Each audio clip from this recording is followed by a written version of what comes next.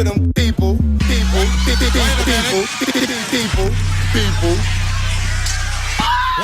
You can catch me. 수요일 저녁에는 농구 이야기와 함께하고 있죠. 다양한 농구 이야기를 전하는 주간 농구 시간입니다. 조현일 해설위원, 배우 겸 해설위원인 박재민 씨와 함께합니다. 어서 오십시오. 어서 오십니다. 반갑습니다. 네. 지난주에는 네 분을 모시고 방송해서 진짜 꽉 찼었는데 네네. 오늘은 절반이 뚝 줄었습니다. 아니 뭐 이제 뭐 그럴 수도 있죠. 네. 뭐 저도 종종 빠졌다 보니까 네. 이제 안 오시는 것에 대해서 쉽게 비판을 하지 못하겠습니다. 이 양반은 어디 갔나요? 뭐 이제 김선영 선수야 그렇다 치더라도 아무도 모릅니다. 아무도 몰라요? 네, 아무도 모르고 이런 바쁘다는 말 한마디만 남긴 채 네. 불참을 일방적으로 통보했습니다. 호련히. 알겠습니다. 이거 좀 압수수색 네. 사무실과 자택을 좀 쳐들어가는 이게 지금 형사법에 저촉이 되는 거죠. 형사 사건이죠. 네. 궤심죄. 궤심죄. 궤심죄라 그러죠 이런 죄를. 알겠습니다. 아니 근데 NBA 파이널까지 끝나서 이제 뭐 다들 좀 한가해지실까 했는데 손대범 기자는 뭐 때문에 이렇게 바쁘실까요?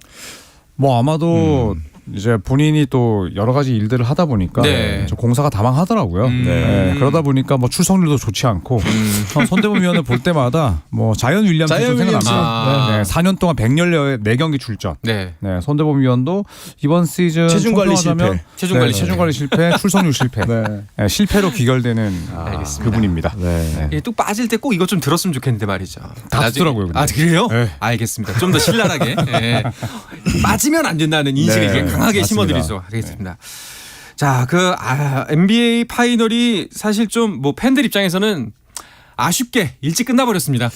그러게요. 네. 뭐 아무래도 팬들이 가장 좋아하는 또 NBA 사무국이 가장 좋아하는 시나리오는 7전까지 가서 4승 3패로 어느 한 팀이 이기는. 그렇죠. 네, 가장 이제 좋은 뭐 광고비도 많이 붙고요. 그다음에 티켓값도 매출을 가장 높게 올릴 수 있는 방법인데 어떻게 보면은 수입에서 단 하나만 더해진 5경기 만에 끝이 났고요. NBA 마일 하이시티죠. 덴버 너게츠가 창단 56년 만에 드디어 역사상 첫 우승컵을 머리 위로 높이 아마 가장 높은 고도에 있는 도시이기 때문에 역사상 가장 높은 트로피 위치가 아니었을까 싶기도 그렇네요. 합니다. 네. 어쨌거나 새로운 역사를 썼습니다. 창단 56년 만에 첫 번째 우승이에요. 결과를 보자면은 조현일 위원의 처음 예상이 가장 정답에 가까웠습니다. 네. 네, 이게 4대0 스윕을 예상했었는데 네. 이게 마이애미가 2차전을 이겼잖아요. 그리고 1대1이 되면서 이제 저의 심지도 흔들리기 시작했는데 역시나 이게 뭐 해설을 하든 아니 뭐 전문가의 삶을 살아가든 이 본인의 철학대로 밀어붙여야 되는데 이놈의 이 우유부단한 1승은 이변일 뿐이다. 네. 4승 1패로 간다. 외풍에 너무 심하게 흔들렸습니다. 그렇군요. 그런데 진짜 사실은 그 1승 1패까지 갔을 때 그 전체적인 분위기가 어떠냐면은 마이애미 진짜 모르겠구나. 네. 이거는 쉽지 않을 수도 있겠다라는 생각이 들었거든요. 그 생각을 제가 했죠. 네. 그렇죠. 네. 그래서 4승 3패로 마이애미가 이길 거라고 예상을 했는데 뭐 NBA 현지도 이제 각 뭐 채널들이 있지 않습니까? 뭐 ESPN도 있고 뭐 MBC도 있고 TNT도 있는데 여기 해설위원들도 이제 틀린 사람들은 또 이제 조용히 계시더라고요. 네, 저처럼 저도 이제 당분간 조용히 네. 마지막 멘트였습니다. 이제 뭐 할 말도 없어요. 네. 시즌도 끝났고요. 사실은. 맞습니다. 그런데 뭐 이번에 시리즈 전체를 쭉 통과를 해서 보자면은 뭐 이번 시리즈뿐만이 아니라 요키치가 강해도 너무 강했다라고 그렇죠. 정리할 수 있을 것 같습니다. 네. 요키치가 이번 포스트 시즌에서만 트리플 더블을 10번 달성했고요. 그리고 덴버 너게츠가 우승하기까지 딱 20경기만 필요했거든요. 그러니까 플레이오프에서 이제 우승하려면 7전 4승제 시리즈를 4번 이겨야 되니까 16승이 필요한데 딱 4번을 졌어요. 이제 20경기만 치르면서도 플레이오프 누적, 득점, 리바운드, 어시스트 전부 1위. 이게 NBA 76년 역사상 처음 있는 일이었거든요. 네. 그러니까 마이애미 입장에서는 진짜 뭐 호족수를 만난 것이고 이 마이애미가 동부 컨퍼런스 8번 시드여서 언더독이 아니라 덴버 너게츠가 강했다. 네, 덴버 너게츠는 뭐 우승에 앞서도 일단 서부 컨퍼런스 1번 시드였기 때문에 우승할 만한 자격이 있었다. 그리고 그 중심에 요키치가 있었다고 봅니다. 맞습니다. 사실 2차전 때만 봐도 요키치 봉쇄에 어느 정도 성공을 하면서 좀 가능성이 있어 보이는 것도 사실이었습니다. 그런데 결국 뭐 어떤 게 문제였다고 보세요? 체력이었을까요? 아니면 뭐 전략이었을까요? 전 전체적으로 다 졌다고 생각을 합니다. 체력도 안 됐고요. 에너지 레벨도 안 됐고 꾸준함에 있어서도 마이애미 선수들 특히나 지미 버틀러 같은 경우는 마지막 패배를 할 때 1, 2, 3쿼터의 득점이 4쿼터의 득점, 한 쿼터 득점보다 적었거든요. 그러니까 아무래도 선수들의 기복, 그다음에 전략적으로도 뭐 덴버를 이길 수 있는 저는 뭐 이 열쇠가 하나도 없었다고 생각을 해요. 자물쇠는 한 10개가 있는데 네. 열쇠가 하나도 안 들어맞는 거예요. 그게 마이애미의 심정이었을 겁니다. 조현일 위원은 어떻게 보세요? 저는 마이애미가 진짜 8번 시드로서 기적을 썼죠. 네, 8번 시드로서 파이널에 진출한 두 번째 팀이었는데 그래도 참 욕심이 또 생길 수밖에 없는 게 컨퍼런스 결승이 너무 아쉬웠어요. 그렇죠. 3대 0으로 이기고 있다가 3대 3. 네. 그래서 비행기를 3번을 더 탔어야 됐거든요. 3대 1까지는 오케이. 그리고 3대 2에서 4대 1을 만들었으면 좀 어땠을까. 그렇죠. 네, 7차전까지 가서 보스턴에서 덴버로 바로 날아가서 거기서 곧바로 적응 훈련을 해야 됐고 또 체력을 다시 회복해야 됐었던 그 컨퍼런스 결승 네. 3대 0에서 3대 3을 만들어준 그 빌미가 좀 아쉬웠습니다. 보스턴의 저주. 네. 예. 그 확실히 여파가 없진 않았을 거다라는 생각이 드네요. 네. 자, 이렇게 또 하나의 시즌이 마무리가 됐습니다. 뭐 좀 시원섭섭하실 것 같아요, 두 분은. 아쉽죠. 뭐 어쨌거나 저 같은 경우는 제가 개인적으로 우승을 점쳤던 팀들이 네. 다 떨어졌기 때문에 그런 면에 있어서도 이제 왜냐면 우승을 점친다고 할 때 어느 해설위원도 본인의 팬심을 100% 저버리고 우승팀을 점치진 않아요.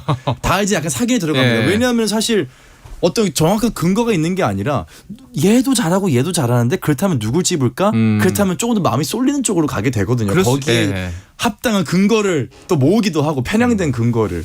네, 그런 면에서 봤을 때는 제가 응원했던 팀들이 다 떨어졌기 때문에 조금은 저는 이제 많이 아쉬웠던 하지만 의외성에 굉장히 놀라고 재밌었던 시즌이었습니다. 그랬었죠. 조현일 위원은 이번 시즌 되돌아보신다면 어떠하셔요? 뭐 시즌 끝나는 날이 진짜 제일 슬픈 날이긴 한데 지난 5년 동안 챔피언이 싹 다 바뀌었어요. 네. 네, 이게 NBA 역사상도 얼마 없었던 일이었고 지난 5년 동안 5팀의 새로운 챔피언을 볼 수 있어서 즐거웠고 그리고 또 이제 예전에는 시즌 끝나서 너무 슬펐는데 또 이제 NBA 드래프트가 있고 그다음에 FA 시장 열리면 트레이드 시장도 열리고 또 NBA만큼 이 오프 시즌이 재미있는 리그가 없거든요. 네, 그래서 시즌 끝난 건 아쉽지만 또 비시즌 때도 드릴 말씀이 많을 것 같아서 또 한편으로 설레기도 합니다. 또 금세죠. 예. 금방이죠. 예. 금방이죠.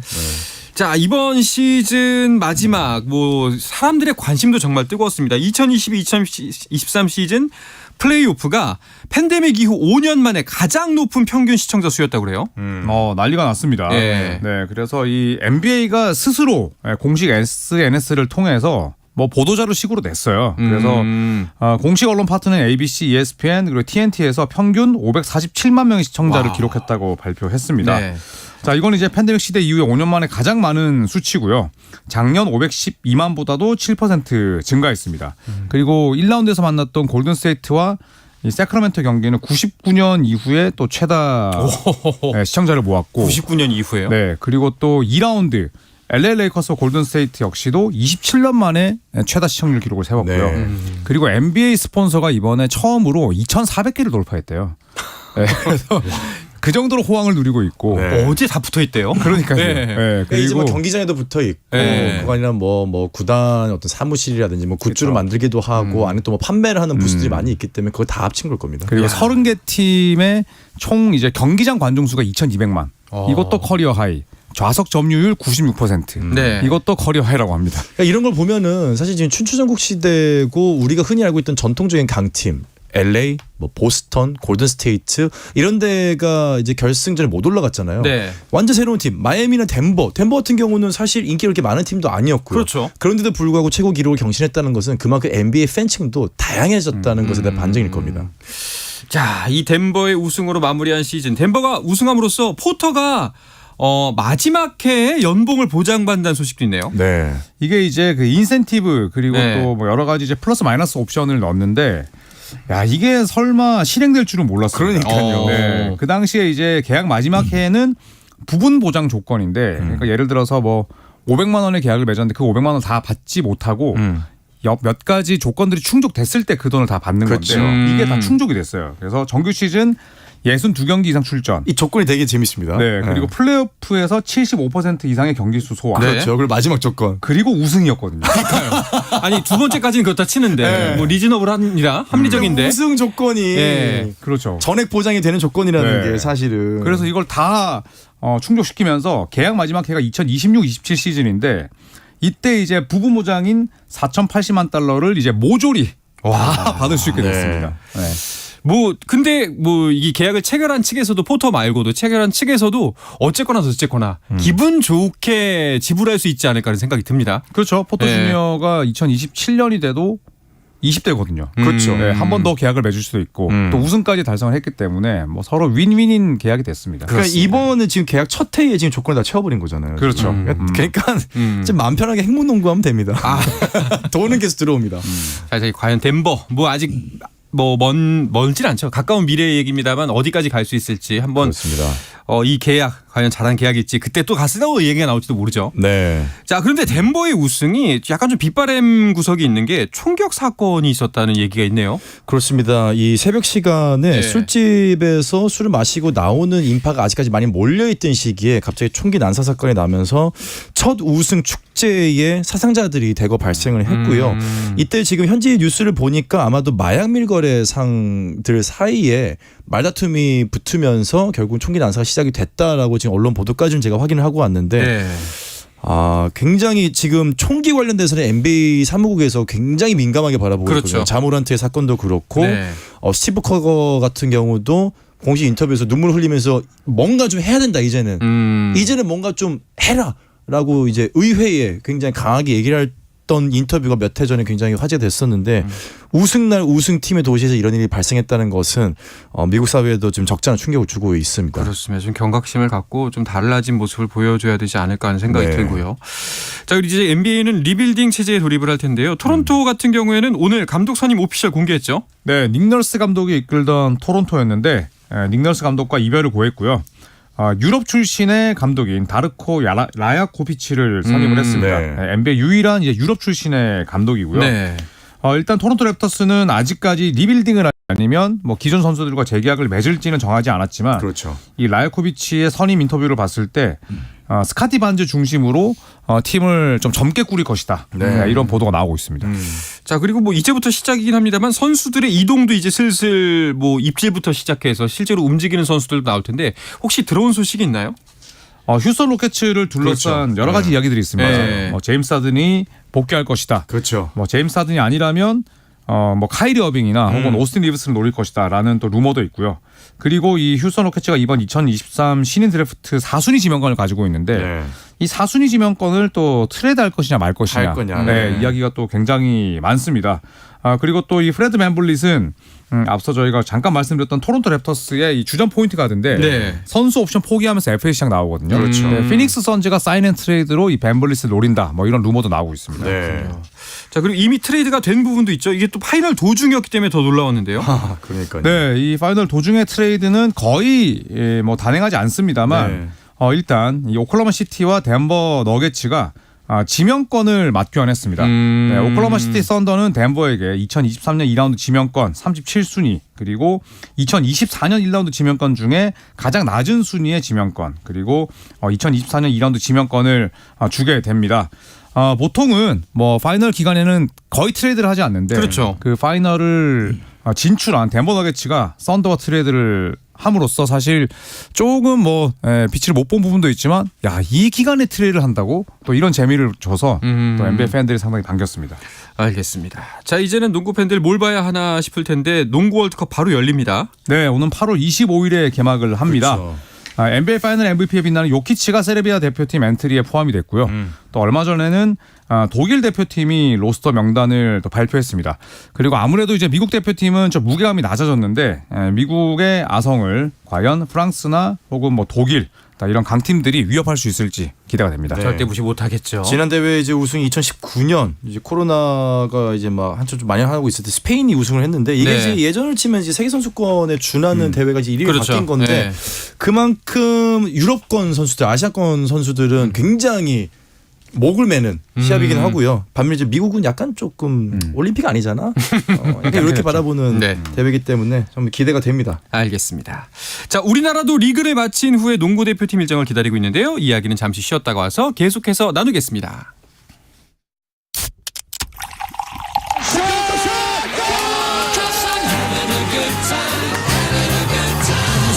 치열한 하루를 보낸 당신과 함께 마시는 짜릿한 스포츠 한 모금.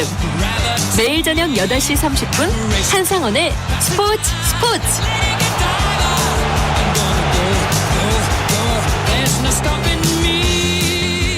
수요일 저녁 농구 이야기 주간 농구 듣고 계십니다. 조현일 해설위원, 배우 겸 해설위원님 박재민 씨와 함께하고 있습니다. 우리 남자 대표팀은 현재 소집 훈련 중인 건가요?